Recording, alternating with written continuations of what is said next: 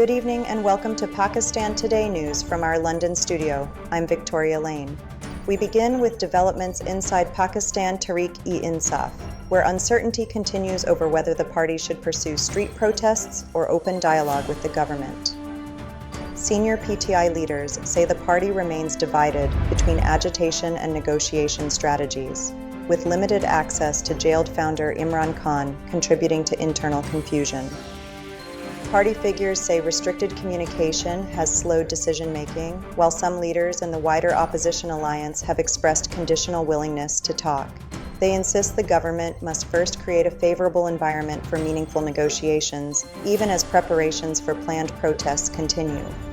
PTI leadership continues to emphasize demands for fresh elections and constitutional rights, but the political stalemate remains unresolved.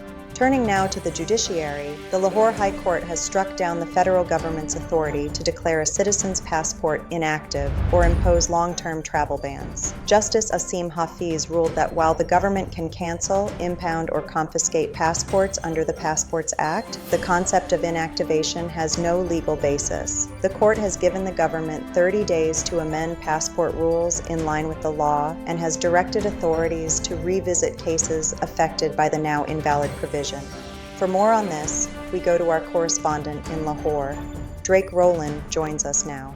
Victoria, legal experts here say the ruling reinforces constitutional protections on freedom of movement.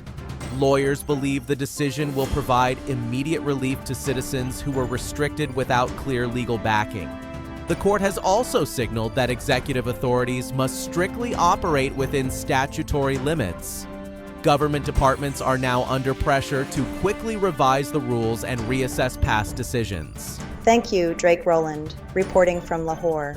Moving on, judicial sources indicate that High Court judges across the country are likely to be reshuffled following the implementation of the 27th Constitutional Amendment. The amendment empowers the Judicial Commission of Pakistan to recommend transfers without the consent of the judges involved. Informal discussions reportedly took place during the National Judicial Policy Making Committee meeting, with formal consideration expected in the coming weeks. Officials say the changes also affect seniority rules and could result in transfers across multiple provincial high courts. In regulatory news, the Pakistan Telecommunication Authority has warned mobile users that all SIM cards must be registered in the user's own name. PTA officials say using a SIM registered to someone else violates telecom regulations and could lead to enforcement action. They have clarified that registered owners will be held responsible for any misuse involving calls, messages, or data. Consumers have been urged to verify SIM ownership details to help protect the security of the telecom network.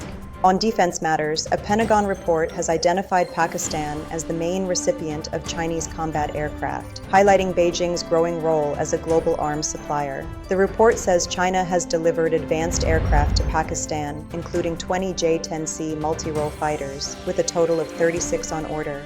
Pakistan remains the only country to receive the J-10C so far.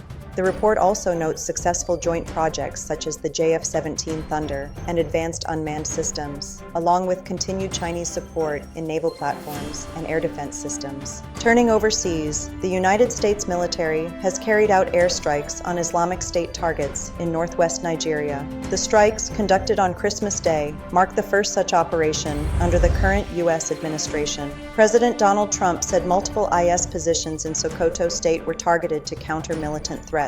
Nigerian authorities confirmed the strikes were carried out at their request, with U.S. Africa Command reporting several ISIS fighters were killed. And finally, Turkish authorities have arrested more than 100 suspected Islamic State affiliates in a major security operation ahead of the Christmas and New Year holidays. Officials say intelligence suggested the group was planning attacks, particularly targeting non-Muslim communities. Firearms, ammunition, and organizational material were seized during coordinated raids, while efforts continue to detain remaining suspects. Authorities have also pointed to links between detainees and IS operatives outside Turkey. That's all for now. You're watching Pakistan Today News. I'm Victoria Lane.